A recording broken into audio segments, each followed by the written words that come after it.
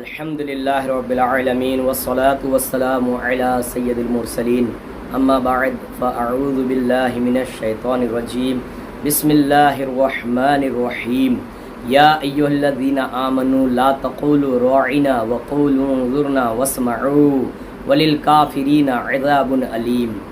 پیارے بزرگوں، دوستو، ساتھیو، آئیے میں آپ کو آج وہ بیان سناؤں گا جو قرآن پاک میں حضور کی شان میں ذرا برابر برا لفظ کو بھی استعمال کرنے سے اللہ نے کیسے منع فرمایا ہے، اور یہ بیان پورا دیکھ لیجئے گا، پورا سن لیجئے گا۔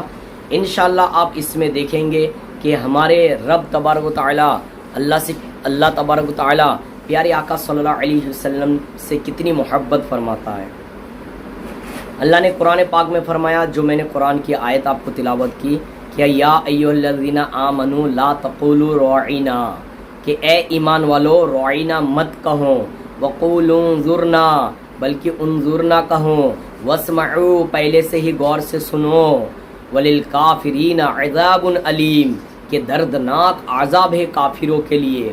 تو آپ کو میں بتاتا چلوں پیارے بھائیوں، بزرگوں، دوستو، یہ آیت کیوں نازل ہوئی، کب نازل ہوئی، اور اس کی شان نزول کیا ہے، اس کی تفسیر کیا ہے، تو آپ نے ترجمہ سنے۔ ترجمہ سے پورا قرآن نہیں سمجھ پائیں گے جب تک تفاسیر کو نہیں پڑھیں گے آپ، تو تفسیر کو انشاءاللہ میں تفصیل کے ساتھ آپ کو عرض کروں گا کہ دیکھیے اللہ نے قرآن پاک میں کیسے، کس انداز میں اپنے محبوب کی، جہاں کوئی شان میں گستاخی کرتا ہے تو ان گستاخوں کو نصیحت حاصل کرنا چاہیے کہ اس وقت جب آپ صلی اللہ علیہ وسلم دنیا میں تشریف فرماتے، قرآن کی آیت نازل ہو جاتی تھی، اگر کوئی الفاظ بھی برا کہیں نبی کی شان میں، لیکن آج ان گستاخوں کو پتہ نہیں ہے کہ آج ان کو پتہ نہیں ہے کہ جو نبی کے شان میں ایک الفاظ بھی سننا میرے رب کو پسند نہیں ہے، جو برا الفاظ ہو۔ تو سوچئے آج اگر نبی کے شان میں کوئی گستاخی کرتا ہے تو رب کو کیوں پسند ہوئے گا؟ تو آج بھی رب کو پسند نہیں ہے۔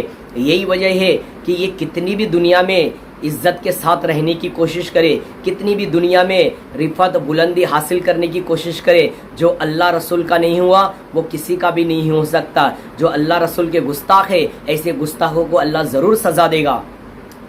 آپ کو یہ تفسیر اور ترجمہ جو میں بتانے جا رہا ہوں، اس سے پہلے آپ سے عرض یہی کروں گا، میرے چینل کو سبسکرائب کیجئے اور اس ویڈیو کو شیئر کیجئے اور لائک بھی کیجئے۔ کمنٹ میں ضرور بتانا آپ کو واقعہ کیسا لگا، اور یہ قرآن کی جو تفسیر ہے یہ آپ کو کیسی لگی ضرور بتانا۔ دیکھیے یہ آیت کب نازل ہوئی، یہ آیت نازل ہونے کی وجہ کیا ہے۔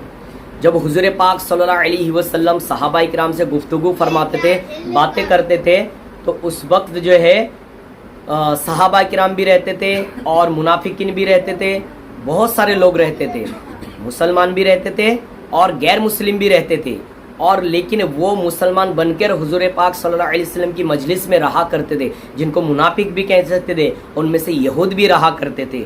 اب ہوتا کیا ہے، یہود جب بیان سن لیتے تھے، حضور صلی اللہ علیہ وسلم کی نصیحت سن لیتے تھے، یہ چلا جاتا تھا، جا کے اپنے میں جو ہے ہنسی مذاق خوب کرتا تھا۔ مسلمان جو سنتے تھے وہ اس پر عمل کرنے کی، اسے دوسروں تک پھیلانے کی کوشش کرتے تھے۔ اب ایسا ہوا کہ ایک مرتبہ کی بات ہے، یہ حضور صلی اللہ علیہ وسلم بیان فرما رہے تھے، تو لوگ کہہ رہے تھے رعینا یا رسول اللہ، یعنی یا رسول اللہ صلی اللہ علیہ وسلم ہم پر رعایت فرمائیے کہ ہم سمجھ نہیں پائے آپ کے بیان کو، پھر سے دوبارہ ارشاد فرمائیے۔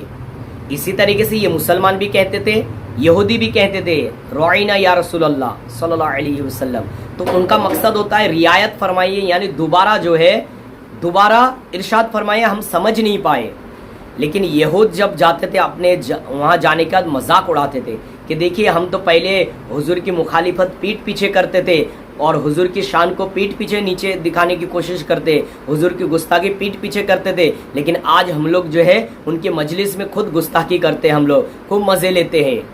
تو یہ چیز جو ہے سعد بن معاذ کو پتا تھا، یہود کی لغت کے تعلق سے، ان کی ڈکشنری کے تعلق سے، ان کے بھاشے کے تعلق سے، ان کے زبان کے تعلق سے، ان کے جو ڈکشنری ہے اس کے تعلق سے معلوم تھا ان کو کہ یہودی اس کا مطلب کیا لیتے۔ تو یہودی اس کا مطلب کیا لیتے ہیں آپ کو بتاتا چلوں کہ یہودی اس وقت اس کا جو ہے مطلب یہ لیتے تھے کہ رعینا کا ایک مطلب یہ بھی لیا کرتے تھے کہ احمق، رعینا کا ایک مطلب یہ لیتے تھے، اور ایک احمق مطلب بے وقوف، اور دوسرا لیتے تھے چرواہا۔ تو دیکھیے بیوقوف اور چرواہا یہ دونوں نام لیا کر. تو سعد بن معاذ رضی اللہ تعالیٰ عنہ یہودی سے کہتے ہیں ان کے وہاں کہ تم رسول اللہ صلی اللہ علیہ وسلم کو رعینا مت کہا کرو. تو بولے کیوں؟ وہ تو آپ کے مسلمان بھی کہتے رعینا. بولے ہاں مسلمان کہتے ہیں، لیکن مسلمان کہتے ہیں رعایت فرمائیے اس نیت سے، لیکن تم لوگ اس کا غلط معنی لیتے ہو، تو اس وجہ تم لوگ رعینا مت کہو. تو کہتے ہیں کہ ہم تو رعینا کہیں گے کیونکہ آپ کے مسلمان کہتے ہیں، ان کے بارے میں تو آپ کچھ نہیں کہتے اور ہمیں جو ہے بھلا برا کہتے ہیں. تو اس پر جو ہے سعد بن معاذ کو بہت برا لگا.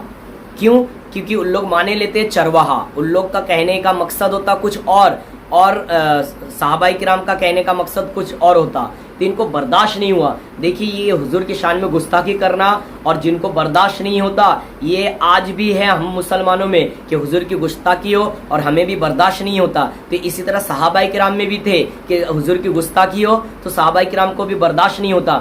لیکن بہت سارے صحابہ کرام جن کو لغت نہیں معلوم تھی یہودیوں کی، لیکن جب سعد بن معاذ کو معلوم تھا تو ان کو جلال آ گیا، غصہ آ گیا. اب یہ غصے میں تو تھے، اب یہ جانے لگے حضور پاک صلی اللہ علیہ وسلم کی بارگاہ میں کہ حضور کو جا کے یہ سب کہانی بتائیں گے، یہ واقعہ بتائیں گے. تو جیسے یہ پہنچتے ہیں تو اسی وقت یہ آیت نازل ہوتی ہے.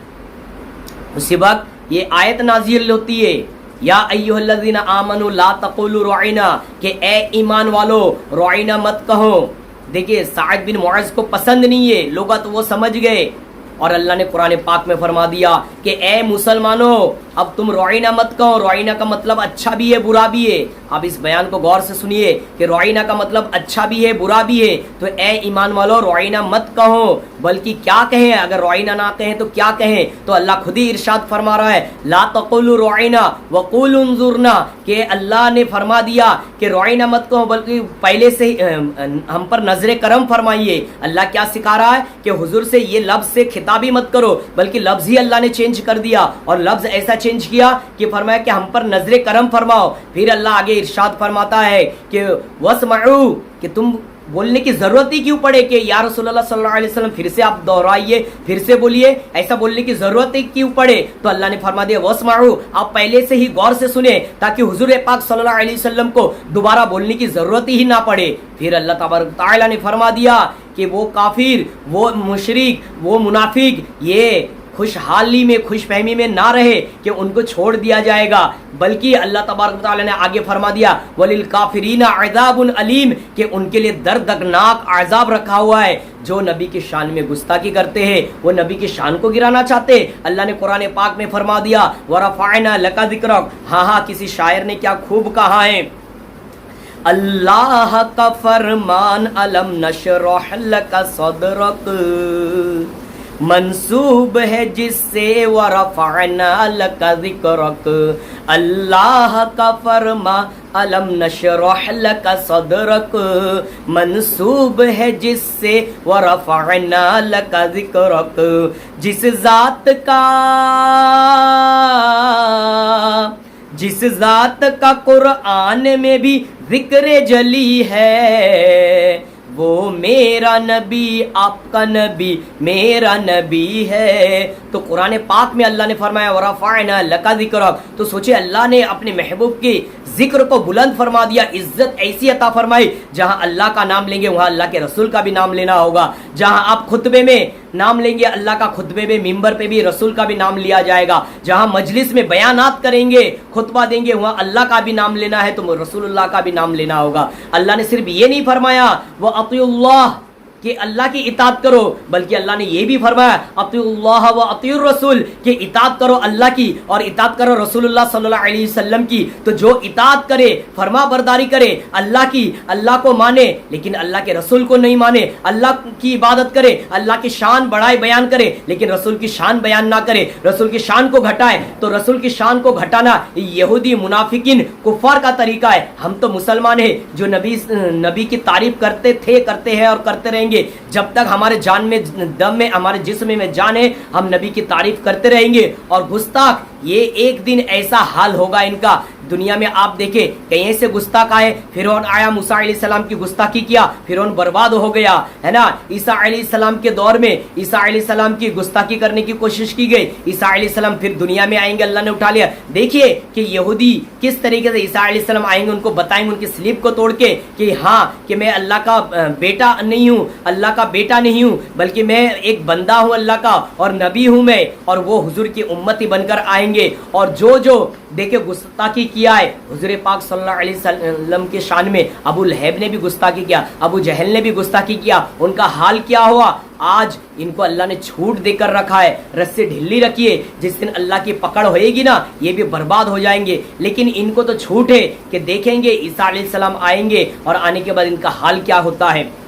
تو بہرحال میرے نوجوانوں, دوستوں, بزرگوں, کہ آپ یاد رکھیے کہ نبی سے ہم محبت کرتے ہیں. ہم کہتے ہیں کوئی نبی کی شان میں گستاخی کر دے تو ہمیں برداشت نہیں ہوتا, اور یقیناً نہیں ہونا چاہیے. لیکن آپ سوچئے تو صحیح, آپ کتنی محبت کرتے نبی سے. کیا آپ کے پاس داڑھی ہے؟ کیا آپ نمازیں پڑھتے ہیں؟ نبی کریم صلی اللہ علیہ وسلم نے فرمایا کہ نماز میری آنکھوں کی ٹھنڈک ہے. تو آپ بتائیے آپ کتنی نمازیں پڑھتے ہیں؟ نہیں. آپ دل میں سوچیں ہم گستاخی تو نہیں کرتے, یقیناً آپ گستاخی نہیں کرتے, لیکن آپ نمازیں نہیں پڑھتے. کیا یہ بے ادبی نہیں ہے, بے عملی نہیں ہے؟ کیا یہ اللہ کے رسول کو رنجیدہ کرنے والا عمل نہیں ہے؟ تو اے پیارے بھائیوں, بزرگوں, دوستوں, اپنے آپ کو بھی سدھاریے, اپنے آپ کو بھی چینج کر دیے کہ مسلمانوں کو ضروری ہے کہ اللہ کی عبادت کرے. داڑھی مبارک جو سنت ہے, اس سنت کو چھوڑ دیے ہم.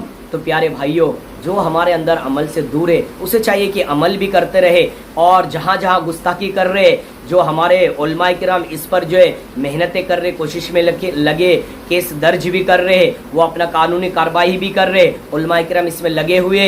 لیکن آپ لوگ کوئی ایسی چیزیں نہ کیجیے بغیر علماء کے بتائے ہوئے کہ جس سے آپ کو بھی نقصان پڑے. اور دیکھیے اللہ نے جس کا ذکر بلند فرما دیا اس کو کوئی کتنا بھی گھٹانے کی کوشش کرے, نہ گھٹا ہے, نہ گھٹا تھا اور نہ گھٹے گا. ٹھیک ہے, اللہ اور اللہ کے رسول کے بتائے ہوئے راستے پر چلنے کی کوشش کیجیے. اگر آپ کو یہ تفسیر, یہ بیان اچھا لگا تو شیئر کیجیے, میرے چینل کو لائک کیجیے, شیئر کیجیے, سبسکرائب کیجیے. اللہ تعالی ہمیں عمل کرنے کی توفیق عطا فرمائے. السلام علیکم ورحمۃ اللہ وبرکاتہ.